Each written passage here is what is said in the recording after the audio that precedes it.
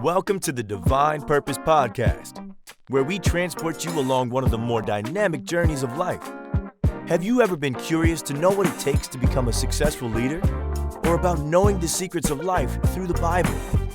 How about engaging in conversation where no topics are off limits? We will take you to new levels with guests who can help you grasp the importance of your calling. Now, here's your host, Eddy Dacius, founder of Dacius Facilities Management.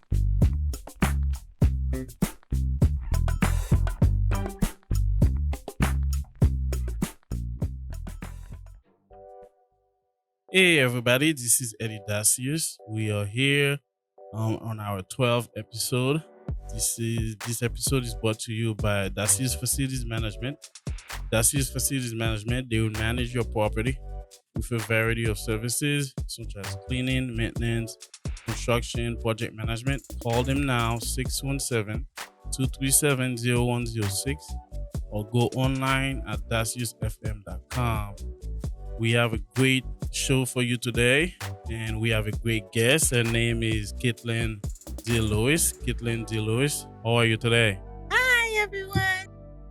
Hey. I'm doing good. I'm excited to be here this morning with you guys, or this afternoon, I should say.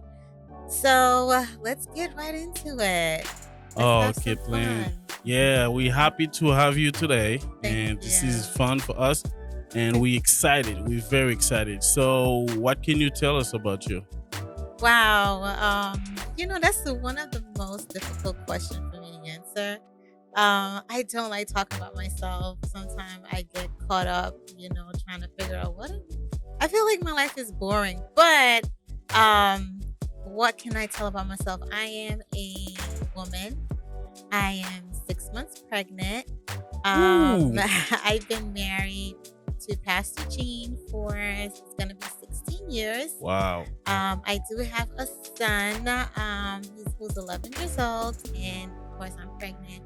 I'm having another son, and we recently got a dog 2 weeks ago. Her name in London. Oh, London.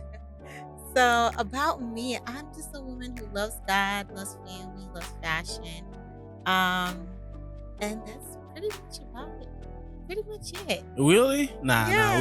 We will go deeper. Don't worry. We'll go deeper. So let's start with your background. Okay. All right. So where did you grow up? Decatur, Georgia. I was born in Brooklyn, New York, but I was raised in Decatur, Georgia. So it is a different lifestyle for me being up north, even being here 16 years later. There's some things I'm still trying to get a hang of.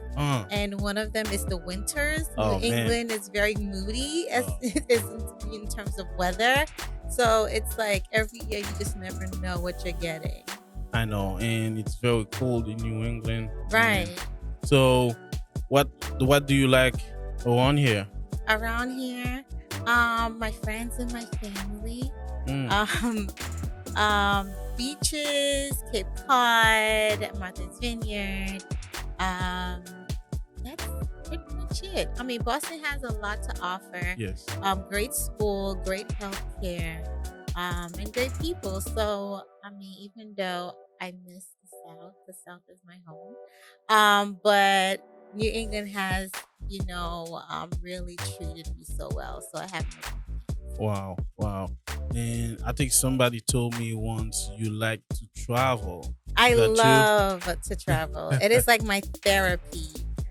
So last year when everything was shut down, it was kind of difficult for me because I'm usually traveling at least 2 to 3 times a year. Yep. I had an escape even last year. I did a lot of DIY projects in the home. Okay. With my husband who helped me. So I found some ways to do I found the outlet somewhere somehow. Okay. But, nothing beats traveling. I love to travel. So let's take a break on, let's go do a 360. I know we're still on the pandemic. Yeah. So how did you guys adjust with the pandemic? Well, the crazy thing is, even though I love to travel, but I am an introvert, where my husband, he is not. So when what was difficult for me was, not be able to travel, but I was okay being home because I had an outlet. I had a DIY project. I focused more on family. I focused more on health Okay. for myself. Where my husband, because of what he does, he's a pastor and he's an extrovert. He loves to be around family and friends. It was more difficult for For him him, wow. than for me. So when it was like a total shutdown, he's like, "Babe, did you hear? Did you hear?"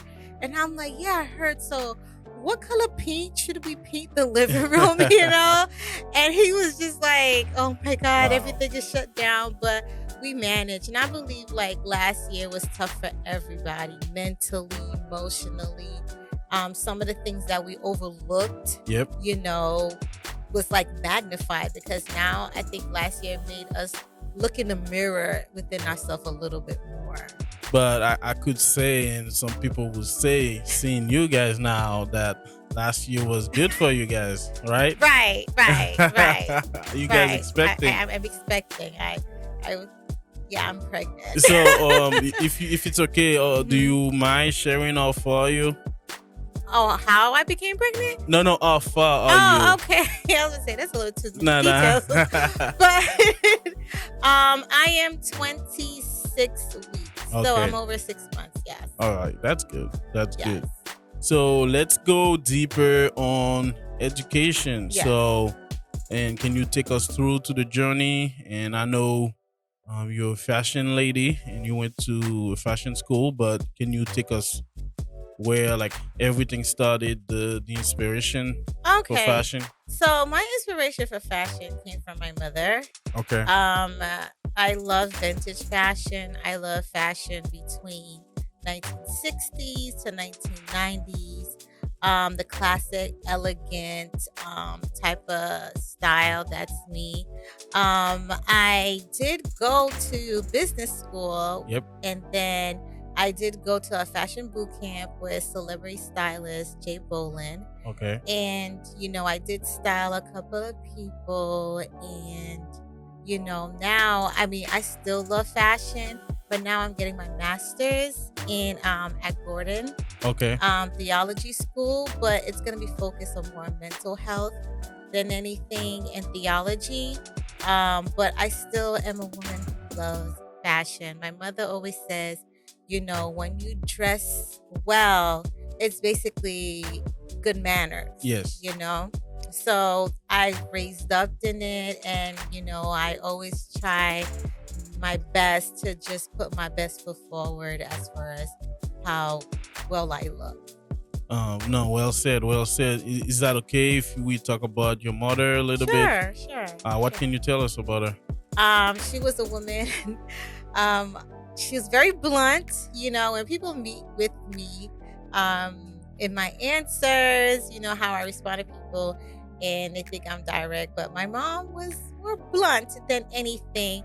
But the thing was, she was like the Bible said, yes is her yes, no is her no.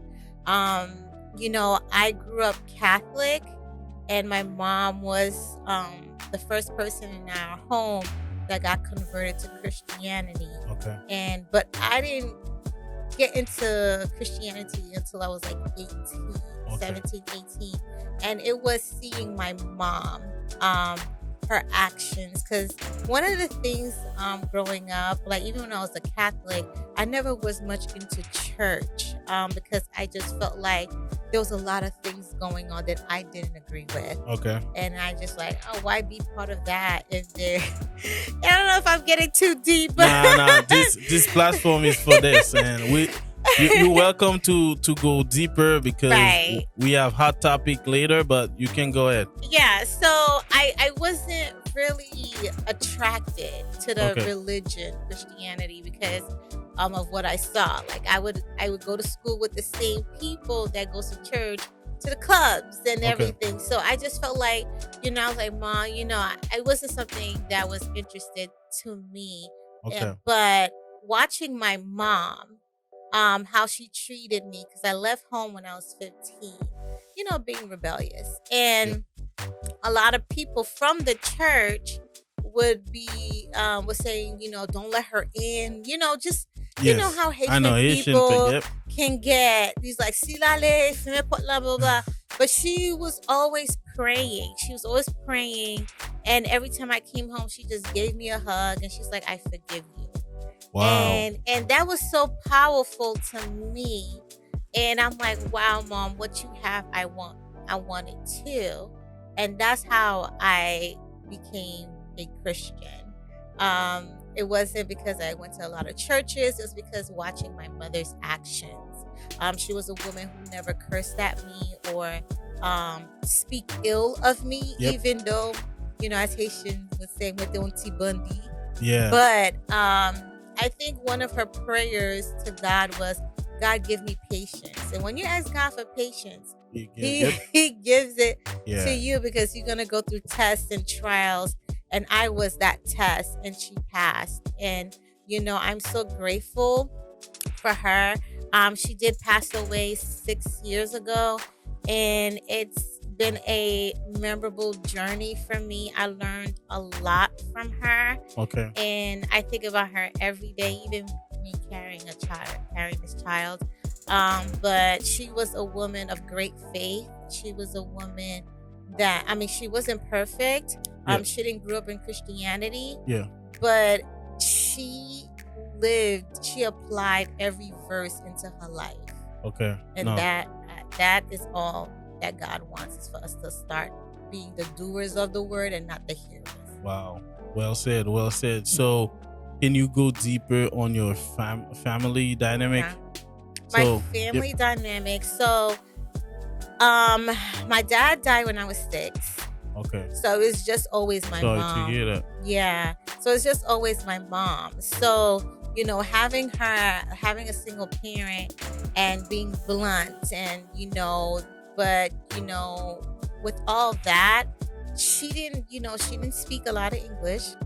Okay. She did work a little bit for Bloomingdale's, but then she had a brain tumor, and they had to operate on her, and which caused a lot of difficulties in raising us. But after a while, and that's how she became a Christian, it was because my aunt was telling her about Jesus, and she was just like, okay. And then the more that my aunt prayed with her, because the doctor didn't give her much life, because they say that she'll be a vegetable for the rest of her life. But she made a prayer within herself. She's like, God, if you heal me, I will serve you for the rest of my life. Wow. And God healed her. She spoke. She walked out of the hospital, and she took care of us until it was time for her to leave Earth. I did get married, and even when she was able to see me get married and me having my first son. And mind you, the people of the church was the one that's like, Tipo di sali, papa, but my mother's prayer. And so I encourage every mother who's going through with their children or their child, God hears your prayers. He may not come when you want to, but God hears them, because I am evidence of God's faithfulness. Yes. Because people didn't expect much, because I was a troubled child. I got expelled out of school. I left home early. I did everything. But God, had his hand on me throughout it all. And, she got to see the fruit of her prayer before she left Earth. No, that's a good story. And I think people can relate to this too, because we had a guest. She said that her family was not has a difficulty, and she just found out about her biological father when she was in her 30s. Wow. But one thing I think it's important to say is, when you pray, like you said, God answers the prayer if you're patient. Absolutely. But can you tell us what was going through your mind when you realized that you were on your way to become a pastor's wife? Wow. I was thinking, oh, this is happening. So this is really happening. I wasn't too crazy about, being a pastor's wife. Because I've seen behind the scenes. Yep. I have family members who are pastors, and I see what they struggle with and what they deal with. And that's not one of my, it's not one of those things like, oh, when I grow up, I want to be a pastor's wife. So when it was happening, during the ceremony, I just looked at my husband and I just smiled, and he kind of knew what that smile was. Yeah. Because I was just like, oh, this is really happening. Wow. And, but with much prayer, because one thing I was praying to God, because what I seen behind the scenes and what people confided in me that are in ministry, and I'm like, God, if you are making me go through this path, that's probably because that you have a special plan for me. And you're going to give me the courage and strength to go through what I need to go through, because I know it's not easy. Leading people is not easy. Okay. Yeah. Point blank. Leading people is not easy. So what was going through my mind, I was fighting it because I wasn't for it. But then I was like, what do I do? Do I feed into my fear, or should I feed into my faith? So I feed into my faith, which is a daily struggle.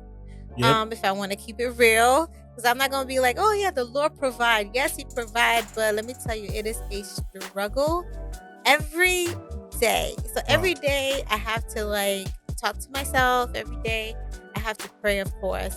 And every day I have to tell myself, do not compromise who you are because of what people expectations of you. Oh wow! And you did something that every guest they do that. They go quick on the story, but they don't give us the details. So let's go. Let's take us to the first, maybe your first time meeting pastor, and how was it for you? As we were dating. Yeah, take us to the journey. Okay. Oh, let's dive in. All right. So because I was in Georgia, so every year my church, which is Stillfield, in Atlanta, has a convention, and but I didn't meet Jean at the convention. I met Jean because we were singing at a Oxennegas, and it was me and my two cousins. We were a trio, and we were there, and I believe Jean came in with his father at that time, which I didn't know it was his father. Okay. With the choir. I was coming out of a breakup, and I made a prayer, and I basically said, God, I don't want to get into any relationship unless it's the one for me, because it was a bad relationship. And so I wasn't looking to date or to look at any other individuals. I was really just focused on healing myself. Because one of the prayers I made to myself was like, God, I don't want to get into another relationship, with wounds that are not healed. Because I'll be ending up treating the person that I'm with, I'm making them pay for something that they didn't do to me. So one of the things is I just wanted God to restore me, because it was a horrible breakup. The person cheated on me and just did so much stuff, and I wasn't ready to trust another male again. And I was just like, God, I just need healing. So Gene came with his choir, because at that time he was the youth choir and the youth president, right? So I saw him, he was singing, and I'm like, okay, because I wasn't looking for that. So his choir sang amazing. And then after service, he came over with his brother and his cousin, I believe. His brother Daniel and his cousin. And he was just like, telling us how well we sang, and and introducing himself. But I wasn't really listening to him. I wasn't interested at that time, because I was dealing with what I had. So I just said thank you, and I kept it moving. Yep. But then I didn't know he was a pastor's son, because one of the lists I had was that I didn't want to date any pastor's sons. Why? What's wrong with them? No, I just didn't. That wasn't your preference, right? It was not my preference. Okay. It was not my preference. I didn't mind singing and participating in ministry, but I didn't want nothing like being a pastor's wife. I didn't want any of that. Okay. So I knew a pastor's son was somewhat be some type of leader in ministry, and I stayed away clear. Wow. So I was just like, okay, but I didn't know he was a pastor's son. So we had to go sing again in Boston, and we met Gene again. And, it still didn't click, right? Because I wasn't looking for it. So Gene came and, he said, hey, how you doing? Blah, blah. And I said, I'm doing great. And then he was just like, can we exchange numbers? And I was just like, how about I get your number? Right? Because, like I said. Classic denial. I wasn't looking for it. So 8 months later, I found his number. And I thought, I don't know what I was thinking, but I ended up calling Gene Lewis in Boston. And I guess his friend, his college roommate at that time was there, was like, hey, someone called you. It's a girl named Katlyne from Atlanta. And I guess she was just like, she called me 8 months later. But God was in there. God was in the works. And, from then he called me back, and then we kind of became best friends, right? Okay. But Gene liked me, from the first sight. Yep. But I wasn't looking for that yet. So going through this timeline, we were best friends, but we didn't want us to be dating other people. Okay. And that's when I kind of knew that, okay, I really like this dude. Because every time he's like, oh yeah, we're friends, so I'm going on a date. And I'd be like, ugh, why are you going on a date for? And then I'm like, okay, fine. And so I go on a date. He'd be like, oh, why you go on a date for? So that's when we kind of knew that we liked each other. Yeah. But I was scared to take it to the next level because he was such a good friend. Okay. My best friend. So, but what made me take it to the next level is I was on a date with this guy, and funny story. And he kind of proposed, right? Because he had the ring and everything. But throughout the whole dinner, I was comparing him to Gene. Okay. And that's when I knew, like, okay, I need to stop playing games and really, entertain these feelings I have. So, Gene told me he liked me and he wanted to know what I thought, but I never gave him a real answer, right? Okay. So finally I gave him a real answer, and it didn't take long to date. Okay. So we just jumped dating, and after 8 months of dating, he asked me, he proposed to me. And then 3 months after that, we got married. Wow. So fast? So fast. He said he didn't want to wait. And I agree. Yeah. I mean, we're going to be celebrating 16 years. No, makes sense. Yeah. When you find the right one, you shouldn't wait. You don't waste time. No. Yeah. So, it's been a crazy ride, but it was worth the while. So, did you have to make any adjustment in your lifestyle as a pastor's wife? That's a loaded question. Yes.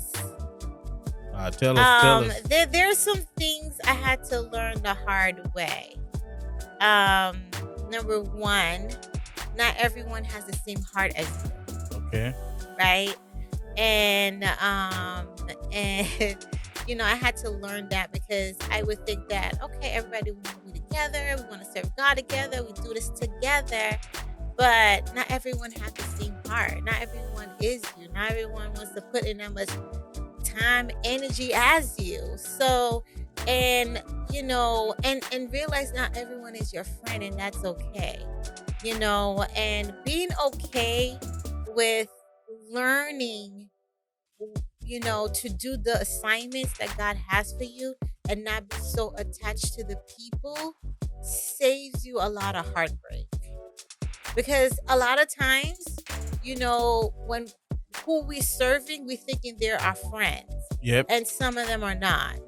And then we get heartbreak, when we put them in the position of friends. So, are you preaching now? No, no, that's why I always tell people that's the wheel. So I'm glad you're saying that. Be attached to the assignment. You're there for a reason. You have an assignment, do the assignment, and then let God direct you. We like to say embrace your purpose. Right. So embrace it. There's going to be some people that are going to appreciate you. There's some people that are not. And you just got to be okay that, I had to be okay that not everyone is going to like me, and serving, right? As a leader who serve people, we always want to be liked. We always want to say, you did a good job. You did this. Good job. No, definitely. No, you. I think you making a big, good point here. But I had, when I was ready and getting ready for your session, and I had that question, and my wife said, "No." What question? So why? But we'll ask it later. Okay, but the question, I'll ask it later. Okay. So let's go. What inspired you to go for fashion? I know you said your mother, but can you go deeper? Your education. What inspired me to go into fashion? As a Christian, let's say that, because I feel that as women, I'm talking to women, I'm not talking about men, that you don't have to dress boring to give the gospel. Okay. Right? Because growing up, I wasn't going in a Christian household. Catholic is Christian, but it seems like in the Pentecostal or Baptist or certain, there's a protocol. How would I say? There's a look that everyone wants you to look. Growing up, when I used to come to church, they would be like, women shouldn't wear pants, or you have to do this, and I'm that's a big no-no. Yeah, it's a big no-no. But I'm just like, but for me, and that's why, I encourage everyone. I don't know if Eddie's gonna bring me back when I say this, but I encourage everyone to develop their own personal relationship with Christ and really read and study the Bible, because people will put their preference as biblical, and if you're not aware and you don't study the Bible for yourself, you'll fall into a lot of things that doesn't concern the soul. So for me, what made me go into fashion is that I want women to be confident. Like some of my clients, when I started to do from vintage, and I would have personal clients, and most of my clients were female pastors and female speakers, starting from TD Jake's daughter, Cora Jakes, and they want to feel confident in what they have, what they're wearing, but also because when you're confident in everything that you do, especially preaching the gospel. And and we as humans, we're visual creatures. Like before you meet a girl, you look at how she dressed, and it's a yes or no, right? Yep. When you first saw Jessica, it's like a yes or no. Yep. You're right. So it's the same thing with the speaker. When you see a speaker coming in and you see them confident, or you see them well dressed and put together, you'd be like, okay, they took time, and took time in what they're doing in their outward, but you're excited what God has to say to them inward to you. So I don't like to set limits to women that are preaching or motivating based on how they look. You Okay. know, they shouldn't stick to black or navy blue suits. They can wear dresses. You know, they can be very modest in what they're wearing and be colorful and be feminine. You know, one of the women I really love is Queen Esther. It talked about her beauty. It talked about, you know, she saved the whole nation, but it doesn't mean that she came looking a certain way. Right, yeah. So, you know, so that inspired me a lot. So I feel like, you know, one of my purpose on this earth is to build confidence in women in their closets. So when they go out to preach or go out to speak, that they feel confident in what they're doing. Because a lot of times what I realize, sometimes they don't feel confident in what they're wearing because they just feel like, oh, they have to dress a certain way to be accepted. And I'm like, no, you got to break that limitation and that barrier and be confident in what you wear. So. Oh wow, well said. So let's say somebody come to your house on a weekday. Right. So what they might see you doing as a hobby? As a hobby? Yeah. Is it watching TV, reading, or cleaning, or cleaning and organizing? Wow. I'm a big thing about organization in my home, like in my cabinets, in my spice cabinets, in my pantry. Everything has a place. You know, I always think, you know, cleanliness is next to godliness. You know, I don't like clutter. I don't like it a lot. So, my other hobby is organizing closets, organizing cabinets, anything with organizing and cleaning, and, you know, finding ways to declutter anything in your life, whether your closet, emotions, whatever it is. That's me. I love it. So what else do you like? You don't like watching movies, Netflix? No, I do. I watch a lot of action movies. Oh, really? I'm such a Marvel fan. I love Marvel. Yeah. I wouldn't guess that. Oh my God, I'm such a Marvel fan. My husband, he's a DC comic. Yeah. So we always go at war with each other. Wow. At home when we're watching movies, but I'm a Marvel fan. Absolutely. Wow. No, well said. So what is the biggest challenge you ever face as a businesswoman, a wife, a mother, a leader? The biggest challenge is learning to put yourself first after God. Okay. Because as women, as a mother, as a wife, as a leader, as a ministry leader, we always give. We give. Sometimes we give to the point we become empty, but we don't realize what we're doing because we're givers, right? Yep. So I had a hard time of just in the beginning. Now it's okay. But in the beginning, I had a hard time saying no. Really? Yeah, I know. Eddy's like, really? Yes. If my husband asks me to do something, I'd be like, okay. And then if you know, at the time Bishop asked me, I said, okay. And then, you know, I have a son, and then, you know, my clients, I said, okay. But I never took a day for myself. I never go out. Like, self-care wasn't a routine, right? Okay. So I find myself giving to the point. There was one time I was doing so much, and then I just fell on my bed, and I was just tired. Okay. Spiritually, emotionally, and physically. I didn't wake up till the next night. So I slept from that morning to the next night. And that's when I said to myself, I will never do that again.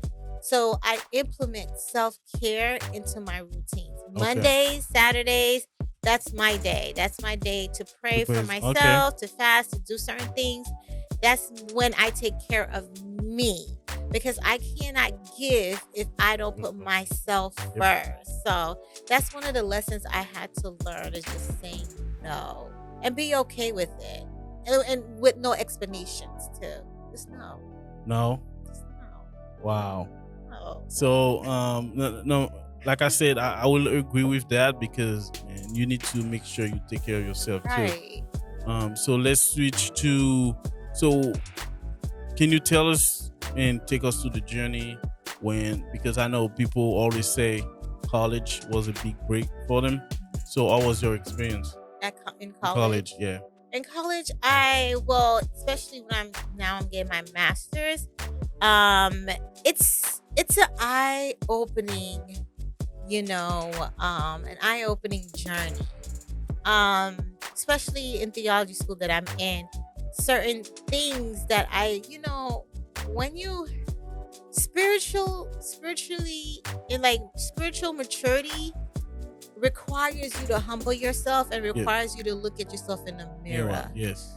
During college, when I was taking my business class, it's all about street smart, book smart, learning the people, learning charts, learning what they like, give them what they want. Yes. Whereas theology, it's not about give them what they want, it's give them what they need. Yeah. And trying to refocus that and looking yourself in the mirror and be like, okay, because there's a lots of challenges in society as a woman, as a Black woman, per se.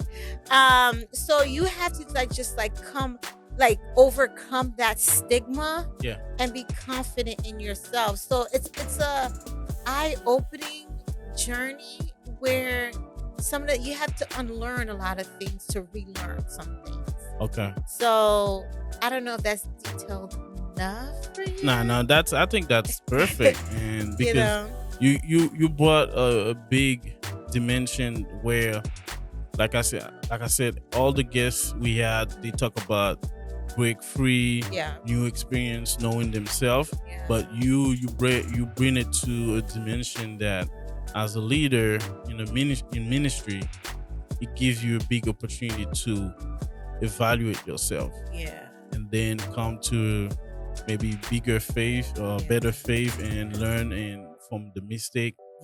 So that's why I got from this. Yeah, no, absolutely. It's it does test your faith. And then what I learned in theology is also how it also, like I said, put a mirror in front of me, and it teaches me what I think about myself. Okay. And how important it's not so much what you think about yourself, what does God think of you? Wow. And a lot of times, it's very difficult because sometimes your friends or you see people that you hold to high influence will say certain things and you're like, but then God would tell you something different. And then now you have to discipline yourself to be like, okay, God, whose voice is louder? Is it them or you? So it's definitely it's a very, like I said, eye-opening moment where you have to depend more on God and His voice.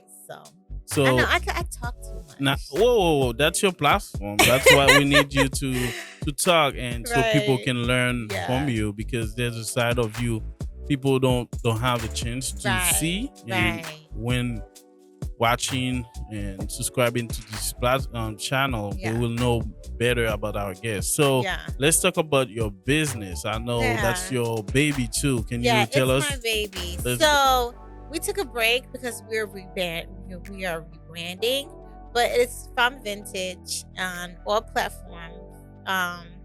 Website, social media is Femme Vintage. So basically it's an online boutique, and it's also a styling boutique where we create styles for you. You can shop with us. And now we're going into closet organization, because during the pandemic, that's what I learned about myself. Okay. And then, and I had a few clients that I used as, testing to see how we can do it. And, so we offer that as well. The goal of Femme Vintage, it is a women's boutique for now, but for you to be confident, in what you wear. Basically bring out the confidence already inside of you outside. So that when you walk in a room, it's not because you're flashy or it's just your presence, and the God within you speaks louder than anything, but you are very much confident in what you wear and what God has you to speak to his people. Okay. And I think you you had another business too. I do. I know. So this is the platform. If you have an event coming up, Yes, you can thank talk about you. it. Let's go. Right. So I do have a nonprofit called Chosen Woman of Worth. So it is like I said, nonprofit. So it is like a headquarters for female leaders. We create events, retreats, girls trip, and we do a lot of workshop, and we bring in resources and tools. So one of the reason why I created this platform on this atmosphere for women leaders is because it's one thing for me to preach you the word and make you feel good, but then I don't want you to leave and not know what to do next. Yeah.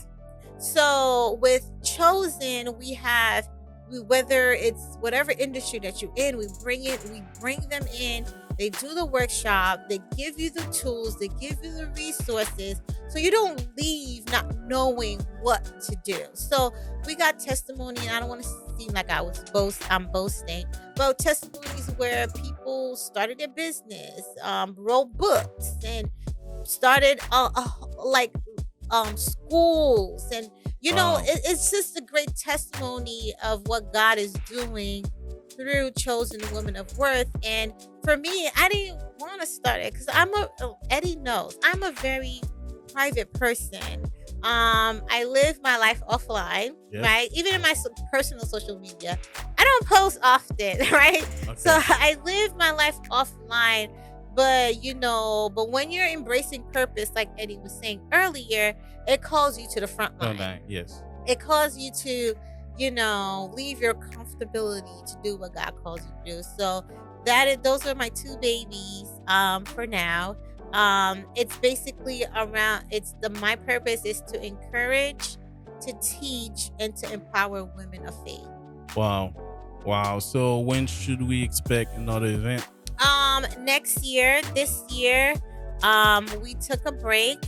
I wanted to focus more internally with the people that are with me.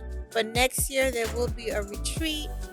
So like if you go on all our social media, Chosen Woman of Worth, if you go on our webpage, chosenwomanofworth.org, that's where you can get all the highlights and all the future events that we have. Wow, well said. And so now we're gonna jump to hot topic. Yes, are you ready? I am so ready. Oh yeah, really?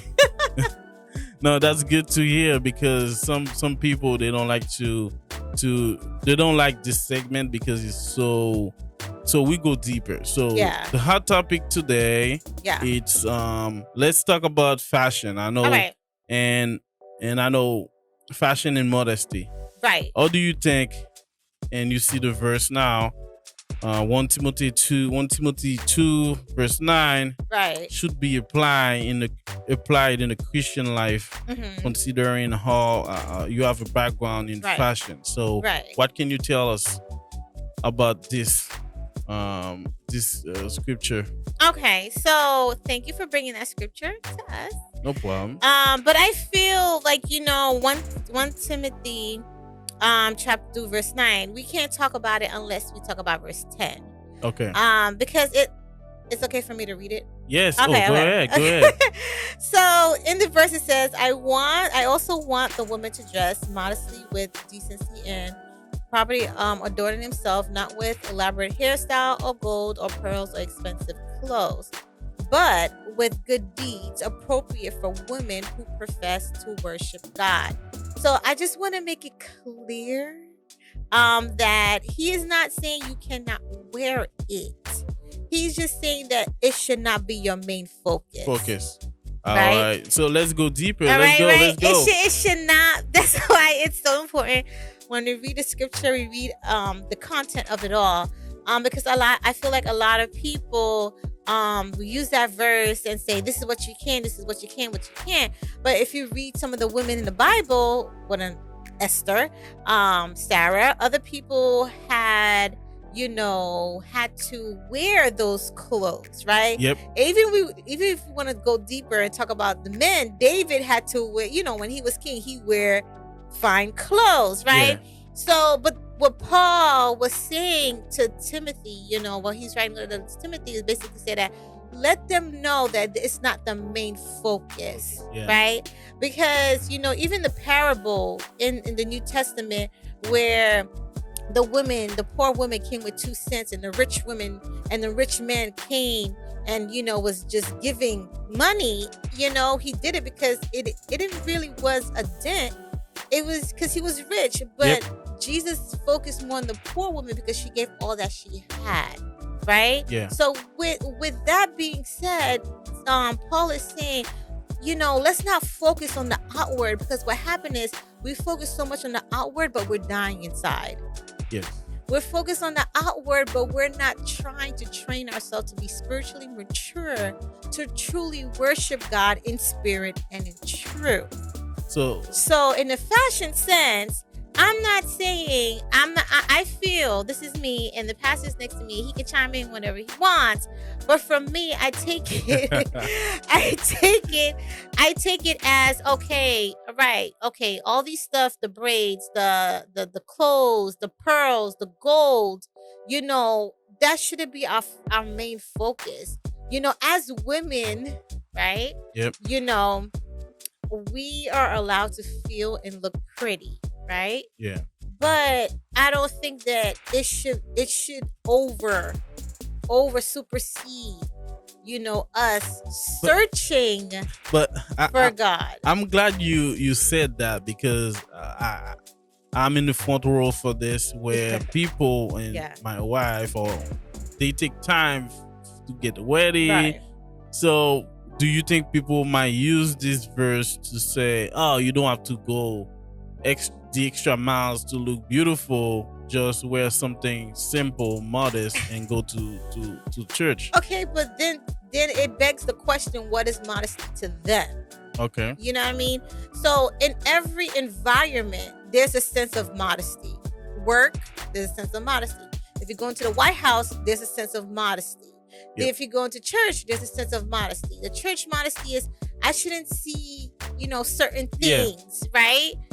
Your clothes shouldn't be so tight that I can see everything. But the thing is, not only women who dress like that. Now these days, men dress very, Oh, wow. I wasn't trying to go there. No. I wasn't trying to go there. No, but I saw something the other day, and I'm not trying to pick on anybody, but I feel like fashion is taking a turn in church, and people are trying to break the internet with their clothes, but I feel, so what can you say about that? Okay, so I don't have a problem if it's a confident thing, right? But my problem where it's a problem for me, where it's when you wear clothes just to show off and make people feel some type of way. Because I've met women who won't go to church. Wow. Because they wore something 2 weeks ago, right? And they don't wanna wear it again so people can talk. That's a problem. Now you putting fashion before God, right? Okay. So that's a problem. So I do agree with you. Fashion is coming into the church, but there's a line. And my line is that I shouldn't see certain parts, right? I do, because when you go to a White House, you have to dress a certain way. There's like a protocol, right? There is a protocol. So I feel like in church, there should be a protocol. You can look cute and still cover up, Wow. Like every environment has its place. Yep. It's like Ecclesiastic. There's a time for everything. There's a style for everywhere, right? So I feel like with church, it shouldn't be like, oh, look at me, because I might get heat for this, because a lot of time putting your dimanche, go chapeau na tête moon, and it's like that's their focus, and people like, oh, got a chapeau, blah, blah, blah. I don't wear hats, but that's my preference. And it's okay to wear it and be confident. But if you're wearing it just to show off, God God knows your heart. He knows you didn't come to church for him. Okay. You came to church to see other people tell you, oh, put the la shisha on. Like, you know, when you bought that hat. Yeah. So, yeah. So. But no, and Go ahead, I think Eddie. you're doing it, and I like it. Like I said, I like what I'm hearing. Yeah. Every guest brings something different. Right. So for you, what I was thinking about is, I heard that before, if somebody wear a dress and then took a picture and then posted on Facebook, right, she's never gonna wear that dress again. And to hear that going into church now, yeah, I think it's ridiculous. I mean, well, I'm not a social media person, but I wear clothes. I rewear clothes. Okay. And sometimes you can wear it in different ways, yeah. right? But it's easier for men because you can wear the same black suit, or you have to just change the shirt and tie and call it a day. Yeah. But it is sad to see some people will put all their looks. I feel like social media, if you can control it, great job. But a lot of times, social media can be addicting. Yes. Right? And you feel like you always have to bring your best foot forward in social media. And sometimes it can create an illusion of perfection. Okay. Right? And, and for me, I'm just like, come on, come on, let's do better. Wow. But there's some good parts and some bad parts. Growing up, I didn't have social media. I think social media came to us when, MySpace? I don't know. Okay. Right, yeah. That's to show you how old I am. Okay. Right? But, but I say to the women out there is dress confidently in who God calls you to be. But the more you get in a relationship with God, there's some things once you put it on, it ain't gonna feel good. It ain't gonna feel good. It ain't. It's not gonna feel good. Because when I was a Christian and I was still, and this is my testimony. Yeah. I'm not saying, it's everyone, because a lot of times like my testimony, but it's for everybody. But no, this is my testimony. When I got married with Jean and I had to go to church, I had suits, but they were short. Yeah. So I would get these looks, but they would not come and tell me, hey, why they giving me the look. Yeah. Right. So, but to me, I'm just like, hey, they said I can't wear pants. I have to find a dress, and this is what I got. Right. But then as I was building my relationship with God, there's certain things that I used to wear, I won't wear anymore. Okay. Because I know better. Once I put it on, something tells me, okay, tonight you know better. Yeah. That's too much. So now the question I have, so is it fair to say if somebody wear like something it's not appropriate for church, you it's not judge, or you can, I'm not saying judge, but you can check their spirituality level? Okay. No. Okay, go ahead. Why? Because you don't know where they are.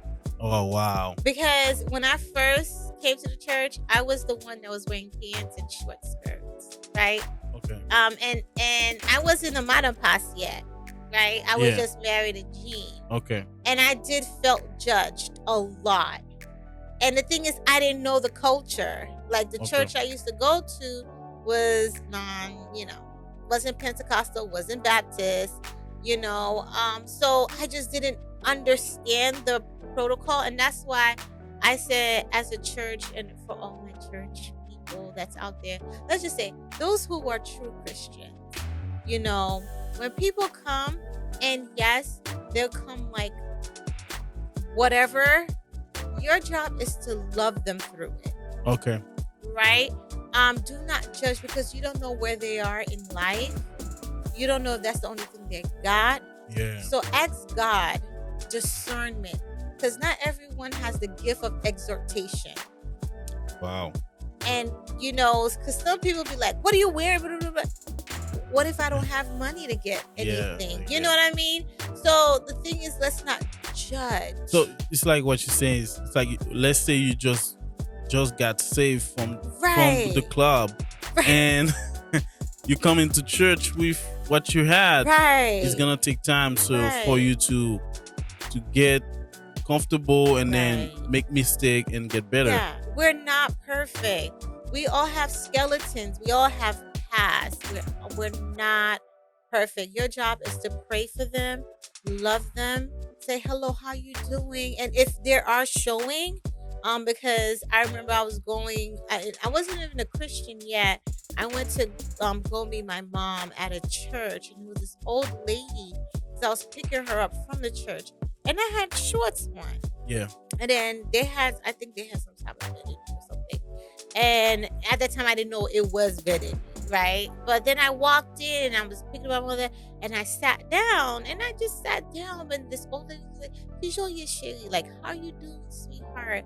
You know, I'm gonna put this scarf over you only because, you know, you're just showing a little bit too much." Wow. I wasn't angry. I'm like, okay, you know, I kind of understand, but not everyone has that gift. Yeah. You know what I'm saying? But she didn't make me feel like I was being judged. She didn't make me. She called me sweetheart. At the end, she gave me, you know, the little old ladies that love the peppermint. They give you peppermint, and till this day, I remember her. Like, you know, she passed. But the point is, there's a way you can embrace someone. Let's not try to do God's job. Yep. You know, let's not try to do the Holy Spirit job. You know, because you just don't know. Because there's plenty of people. They look the part, but they're rotten inside. Okay? Wow. So let's not do God's job. Let us pray for them and love them. And then let God do the transformation. Oh, definitely. So now, second hot topic. So there's another one. Yeah, that's the big one now. So why do you think people don't like the pastor wife? In your opinion? In my opinion. Yes. That's a loaded question. Uh-huh. It is a loaded question. Okay, from my experience, I think, you know, there's many reasons because you meet different people. Yeah. Sometimes they want to get closer to the husband, get closer to the pastor. They go through the wife, right? Uh-huh. And you know, let's keep it real. You're the gatekeeper, right? Right. I am I am the troll under the bridge. Oh, okay? wow. Let's say it like that. I do not play with my family, my husband, my child, my home. That's the first ministry that God gives me, and I take it very seriously. Some people, you know, and it's not only women, men as well. Okay. And some people just wants to get to know, and they're good people, because Shirley is one of them. When I first met Shirley, she was for me in the beginning too much. She was like, "Hey, how you doing? Blah blah blah blah blah blah blah." And you just sound like it, huh? Yeah. And I was like, whoa, you're coming on too strong.